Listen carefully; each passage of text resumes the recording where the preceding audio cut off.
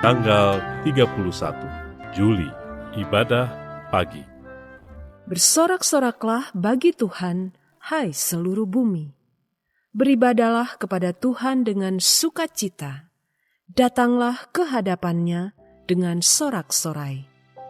Mazmur pasal 100 ayat 1 dan 2.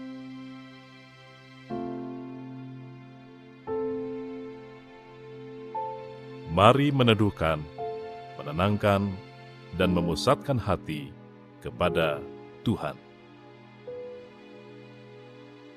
Saat hening.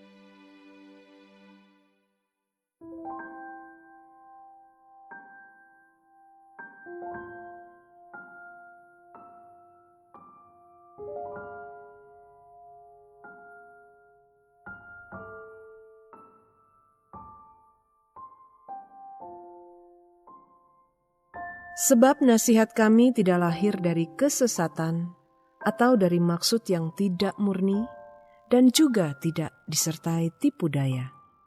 Sebaliknya, karena Allah telah menganggap kami layak untuk mempercayakan Injil kepada kami, karena itulah kami berbicara bukan untuk menyukakan manusia, melainkan untuk menyukakan Allah yang menguji hati kita. 1 Tesalonika pasal 2 ayat 3 dan 4.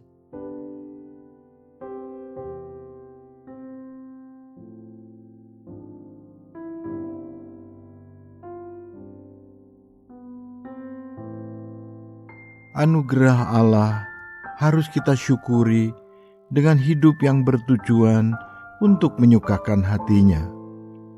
Apabila kita menerima anugerah Allah, maka hal tersebut bukanlah karena kebaikan atau jasa yang kita lakukan kepadanya. Kita mengalaminya hanya karena Ia telah berbuat baik terhadap diri kita. Oleh sebab itu, selayaknya lah bila kita mensyukuri kebaikannya yang tidak pantas untuk kita alami tersebut. Wujud dari tindakan bersyukur ini adalah dengan hidup untuk menyenangkan hatinya. Kalaupun tindakan itu tidak menyenangkan hati manusia, kita tetap wajib untuk hidup dengan tujuan menyenangkan hati Allah. Tanggapan yang benar terhadap anugerah Allah inilah yang dikemukakan Rasul Paulus di dalam 1 Tesalonika pasal 2. Ia menyadari bahwa kalau Allah mempercayakan berita Injil kepada dirinya, hal itu bukan karena ia layak, namun karena Allah menganggap dirinya layak untuk menerima kepercayaan tersebut. Itulah yang disebut sebagai anugerah, yaitu kebaikan Allah yang kita alami bukan karena kita layak, namun karena Allah yang melayakkan diri kita. Lebih jauh Paulus berkata, oleh karena itu ia memberitakan Injil bukan untuk menyukakan manusia, melainkan untuk menyukakan hati Allah.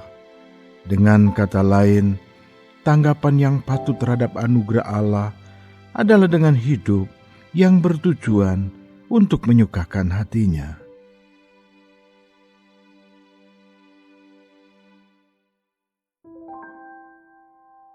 Sudahkah Anda hidup untuk menyukakan hati Tuhan?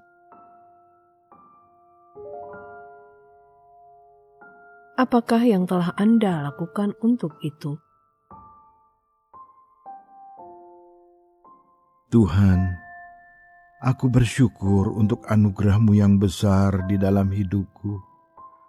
Aku manusia yang berdosa, yang seharusnya dimurkai. Namun demi mengampuni dan menyelamatkan diriku dari hukuman dosa, Engkau rela mengorbankan diri-Mu sampai mati di kayu salib. Tolonglah diriku agar sanggup mensyukuri kemurahan-Mu ini dengan hidup untuk menyenangkan hati-Mu. Ampunilah diriku apabila acap kali aku hidup dengan mendukakan hati-Mu, melanggar firman-Mu, dan melawan kehendak-Mu. Dengan merendahkan diri di hadapan-Mu, aku memohon agar Engkau memulihkan hidupku. Pagi hari ini, dengan menyerahkan diriku kepadamu, aku memohon tuntunan-Mu bagi hidupku. Berikan kepekaan di hatiku untuk dapat mengenali suara-Mu. Mampukan diriku dengan roh-Mu agar aku dapat hidup sesuai dengan rencana-Mu. Sehingga dengan demikian, hidupku merupakan persembahan yang harum dan berkenan kepadamu. Jadikanlah diriku saluran kasih-Mu bagi semua orang yang ada di sekitarku. Berkatilah semua yang kukerjakan pada hari ini, dan lindungilah aku daripada yang jahat. Di dalam nama Yesus Kristus, Tuhan dan Gembalaku, aku berdoa. Amin.